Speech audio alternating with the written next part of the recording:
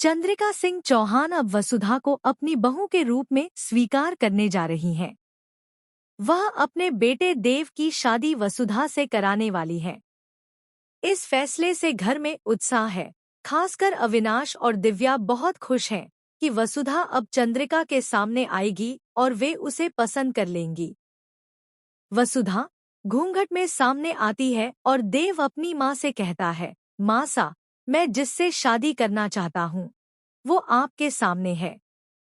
आपको वह पसंद है, बस आप जानती नहीं है कि वो वही लड़की है। सभी को लगता है कि चंद्रिका उसे पसंद कर लेंगी, लेकिन जैसे ही वसुधा घूंघट हटाती है, चंद्रिका सन्न रह जाती है। वे गुस्से में पूछती हैं, ये क्या मजाक है देव? हम तुमसे तुम्हारी जीवन संगिनी के बारे में पूछ रहे थे और तुम वसुधा को ले आए। देव हैरान होकर कहता है, माँ सा, मैं सच में वसुधा से प्यार करता हूँ और उसी से शादी करना चाहता हूँ। इस पर चंद्रिका और भी भड़क जाती है। वे साफ कहती हैं कि वसुधा को इस घर की बहू बनने के लिए कई परीक्षाओं से गुजरना होगा। उनका मानना है कि वसुधा इस घर के काबिल नहीं है और उन्होंने उसे कभी अपनी बहू के रूप में देखा ही नहीं। अब चंद्रिका सिंह चौहान तय करती हैं कि अगर देव सच में वसुधा से शादी करना चाहता है तो वसुधा को खुद को साबित करना होगा। उसे कुछ कठिन परीक्षाओं में खरा उतरना पड़ेगा, तभी वह इस घर की बहू बन सकेगी। इस फैसले से कहानी में नया मोड़ आ गया है। देव को अपनी मां का विरोध झेलना पड़ रहा है। चंद्रिका को यह भी लगने लगा है कि वसुधा ने इस घर में रहते हुए देव को अपने प्यार में फंसाया है।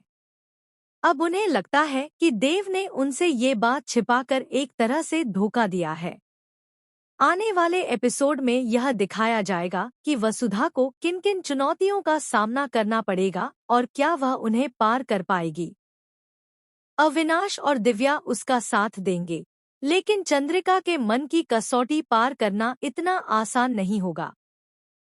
चंद्रिका अब एक दिलचस्प ट्रायंगल किरदार निभा रही है, कहीं पॉजिटिव, कहीं नेगेटिव और कहीं एक सख्त मां का रूप। वह अब भी यह नहीं चाहती कि वसुधा उनके घर की बहू बने, लेकिन देव अपने फैसले पर अडिग है और कहता है कि वह शादी सिर्फ वसुधा से ही करेगा।